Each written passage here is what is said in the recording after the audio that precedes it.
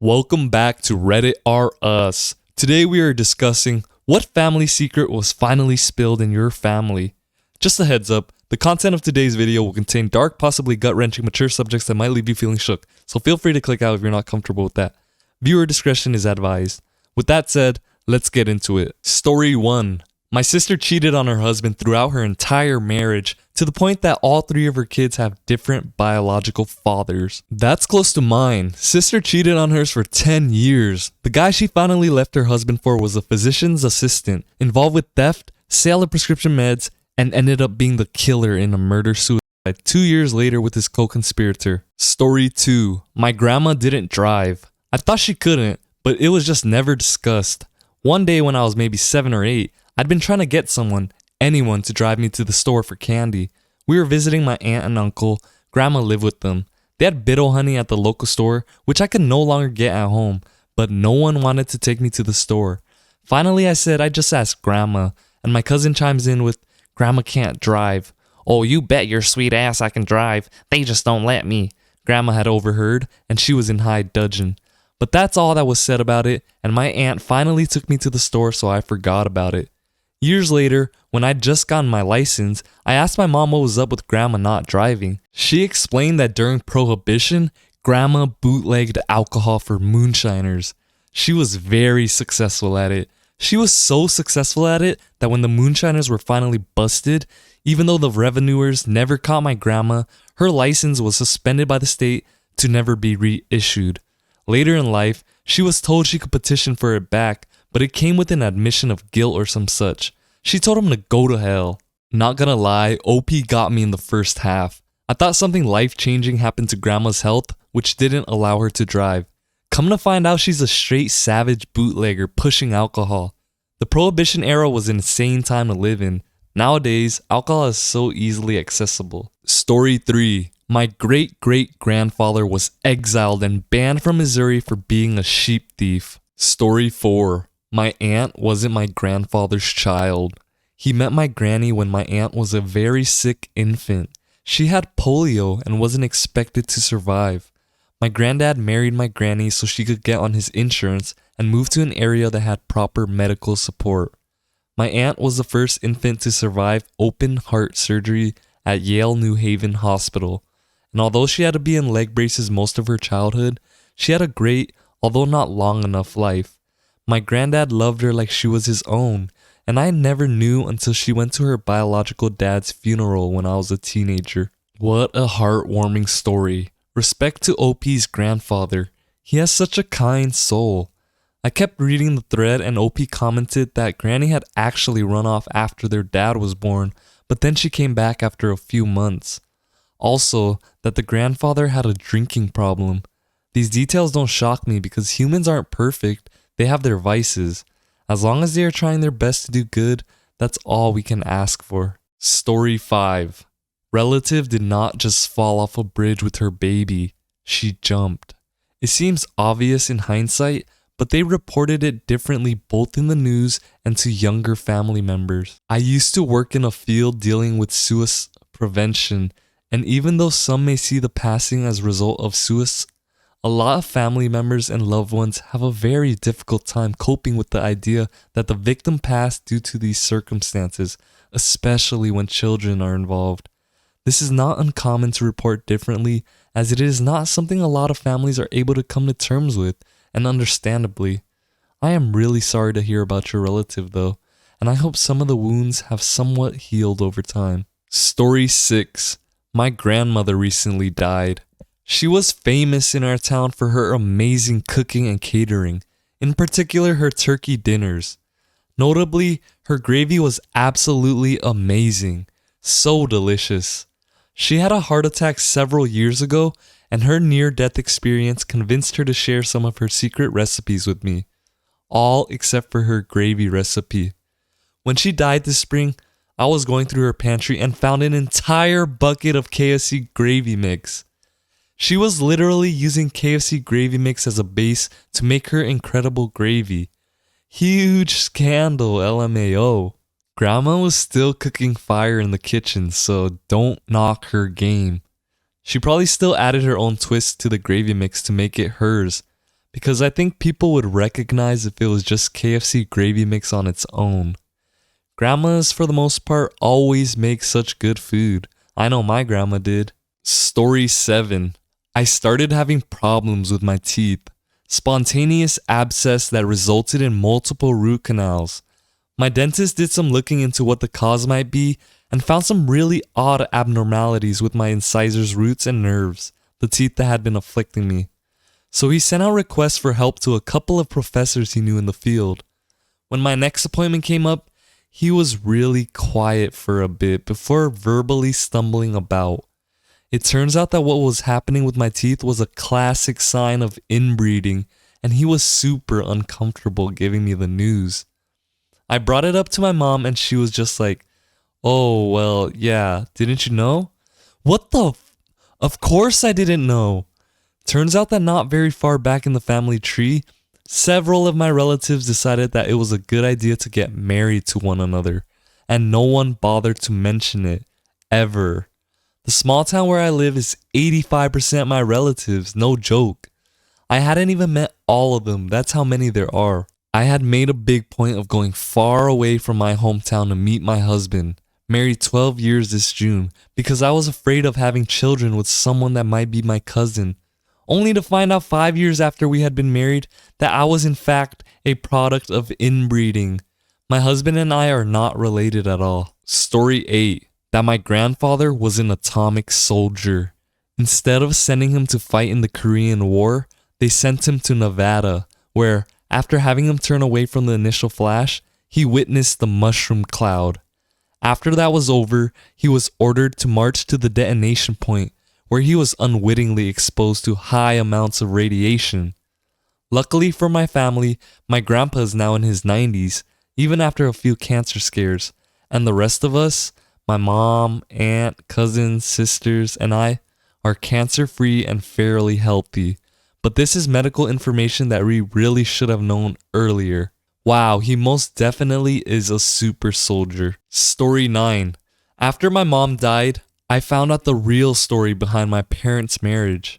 She came to my father's country to visit some of her relatives, met my father, and after just 1 week, she asked him to marry her so she could stay in the country. My father accepted because he had no one else and his parents were pressing him to get married already. But the highlight of the story is that over some time, the two of them fell in love with each other. Their love only grew over the time and they were really happy together. My mother spent her last days very ill and she would accept only my father by her bedside. He swears to this day that she was an angel sent from God to take care of him.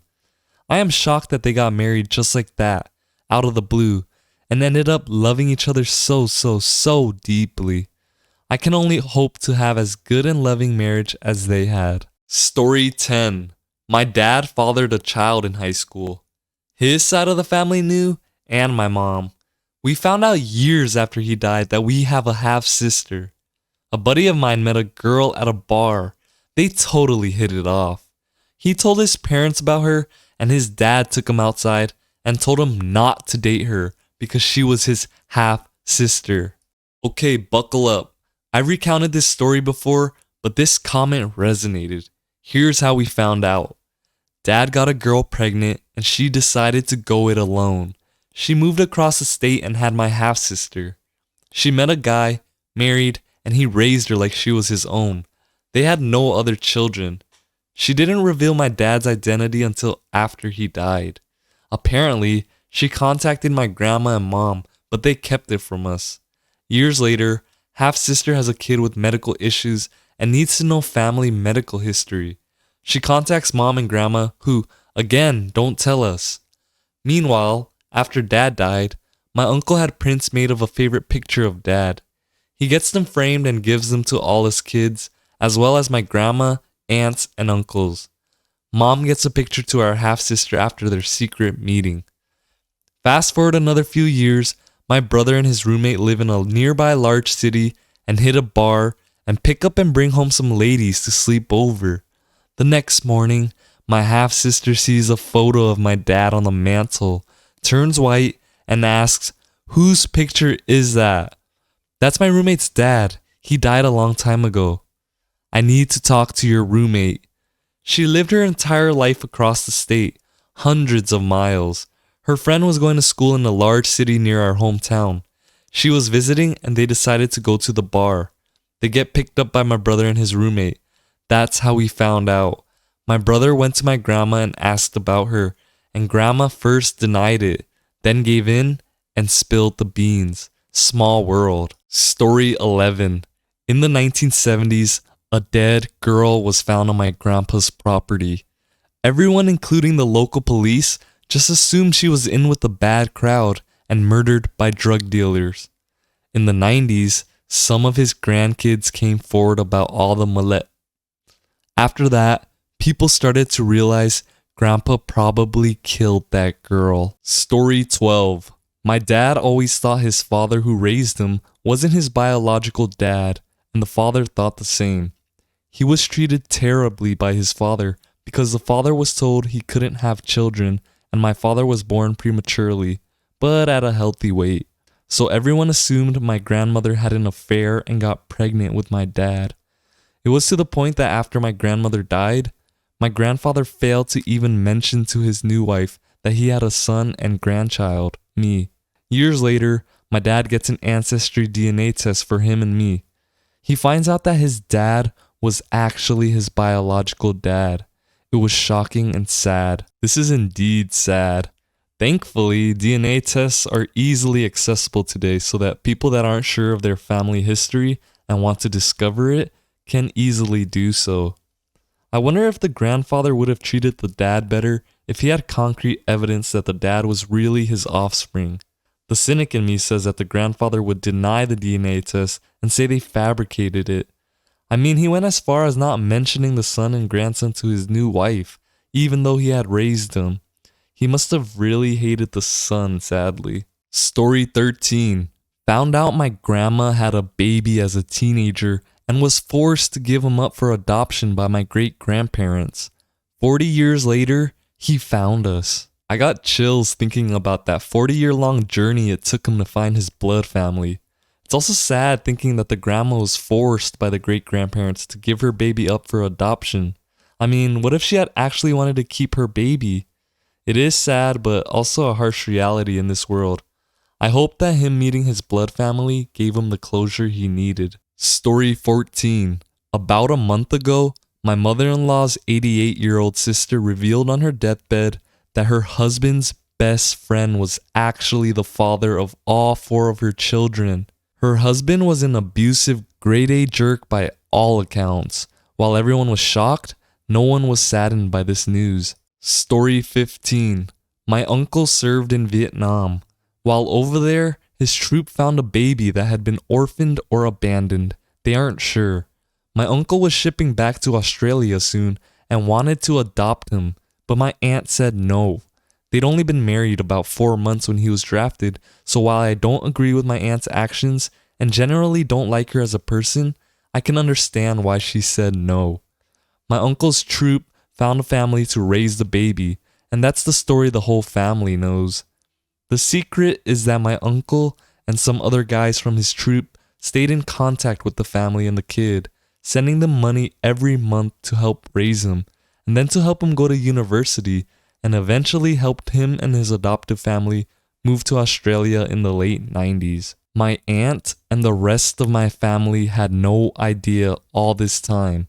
It only came out when my aunt and uncle divorced in 2017 and she had a forensic accountant go through their bank records. She worked at a bank for like 40 years and always noticed the money missing, but his reasons were always justified. Since we all know now, my uncle has introduced some of us to the guy and his family. They're all really lovely people. Edit to clarify as to why my aunt is a bad person in this instance. I was half asleep when I posted this and realized I left out a pretty important detail to explain why I don't like my aunt for this. To preface, I'm child-free, and if my husband was in this situation, I'd say no as well. It's not the fact that she said no to adopting the kid that makes me dislike her for this. It's her reason. Aunt is very racist against Asian people. Doesn't matter what part of Asia, she hates them.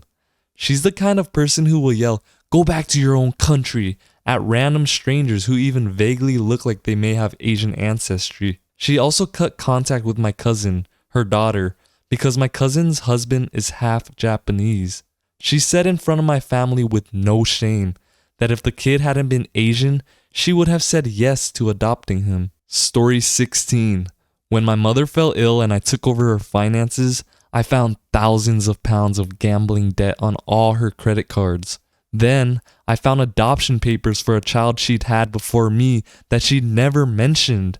Then another family member told me my dad didn't die in a car crash, but he offed himself in prison. Story 17. My mother had a child when she was a teenager, and she had given him up for adoption to a family. After this, she went to college, got her degree, married my father, and gave birth to my 4 siblings and myself. About 30 years after giving her child up for adoption, I remember her getting a phone call and immediately locking herself in the room. I was about 12 at the time. I remember feeling scared because I could hear my mom crying, but she didn't want to see anybody or talk about why she was crying. On an evening later that week, my parents sat each of us kids down and told us about my mom's past and explained that my half-brother had reached out to my mom wanting to meet her and get to know her. My dad had known ever since he and my mom were dating in college, and I believe my oldest sister had been told previous to this point. But the rest of my siblings and myself, and all of the in-laws on my dad's side, like my grandma, aunts, and uncles, they didn't know about this part of her past. We are fairly religious and conservative, so it was really shocking at first. My mom then flew out to the state where my half-brother lived with her sisters and met him. Both my mom and my half-brother were both very nervous about the whole thing, but by the end of the trip meeting each other, they got to rebuild a relationship. After a bit of time, we got to meet him too. Fast forwarding to now, he's since moved to our same state, and we see him much more frequently. He's in all of our family pictures. We see him occasionally for birthdays and holidays, and we all see him as part of our family. We're a very close-knit and extroverted family, while he is much shyer, so at times, he can be a bit more distant than we would like, but we give him his space. I know my mom stays in close touch with him, and we love it when he's able to make it for family dinners and whatnot.